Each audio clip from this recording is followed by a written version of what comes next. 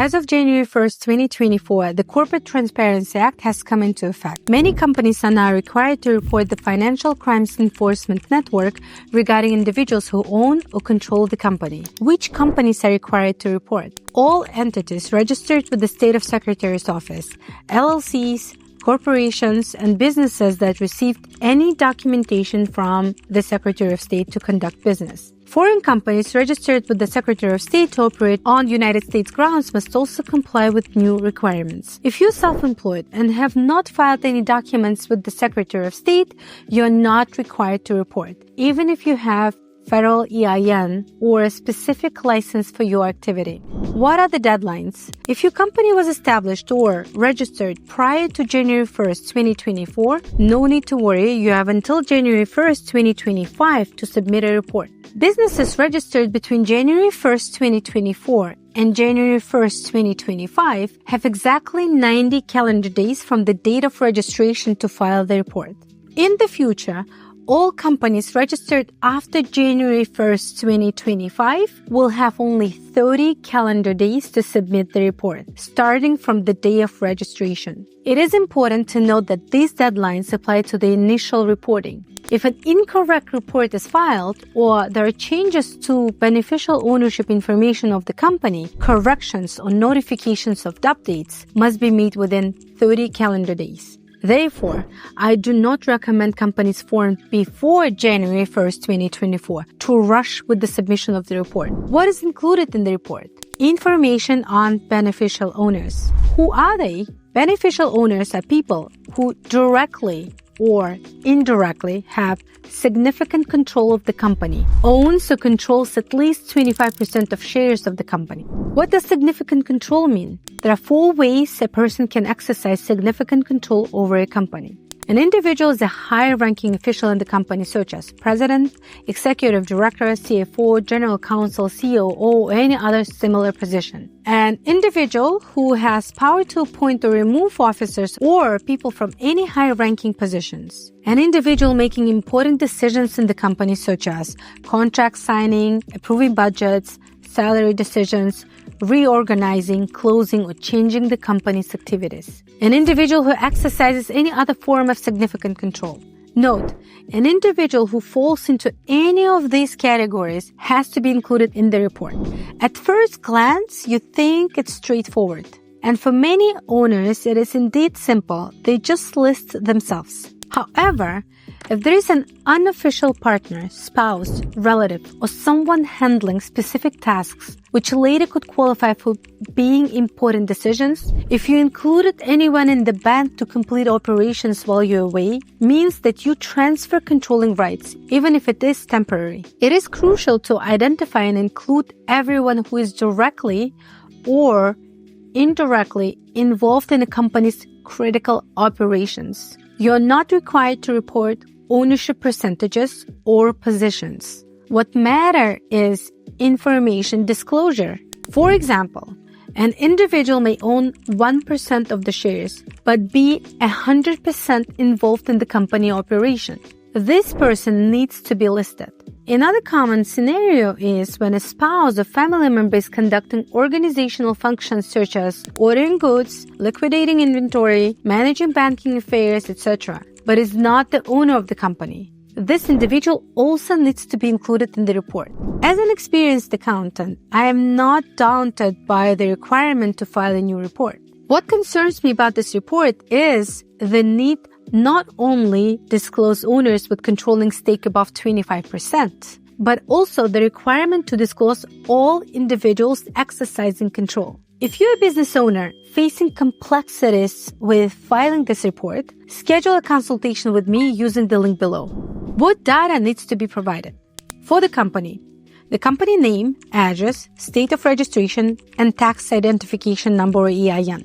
For the beneficial owners, first and last name, date of birth, address, and photo ID, such as U.S. driver license, U.S. passport, or foreign passport. Note, Social Security number is not required for filing the report. The Financial Crimes Enforcement Network does not send notification. Therefore, if you receive emails requesting urgent completion of the report and payment, be aware that these are likely fraudulent. Filing the report is free. And in my opinion, each owner should personally log in and complete this report to safeguard against the possibility of incorrect information being submitted by a third party. How to file a report? Go to the Financial Crimes Enforcement Network website. Using search engine, press File a Report using BOI e-filing system. Proceed with File BOIR. Choose File Online BOIR option. Click on Prepare and Submit BOIR. On the screen, you are going to see information about the report. Click A if you're filing initial report. Click B if you made a mistake in the initial report. Click C if you need to update information since the last report.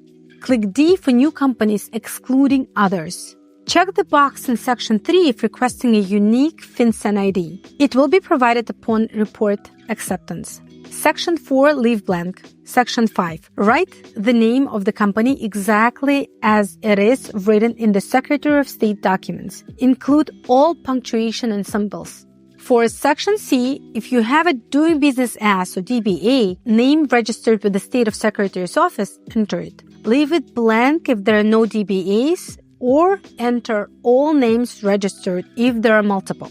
Identification form section. Select EIN in Section 7. Enter your 9-digit EIN number without dashes in Section 8. Section 9 is only for foreign companies. In Section 10, select the country where the company is opened, USA.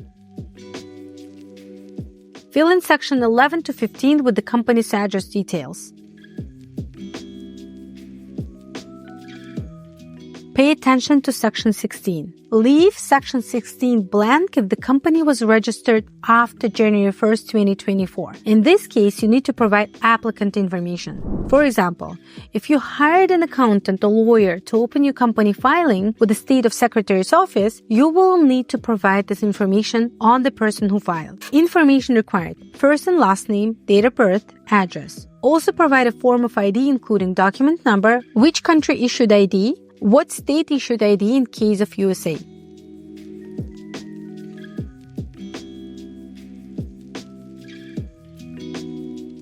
In Section 33, upload a photo of the ID provided. If the company was registered prior to January 1st, 2024, check the box. In this case, no need to provide applicant information.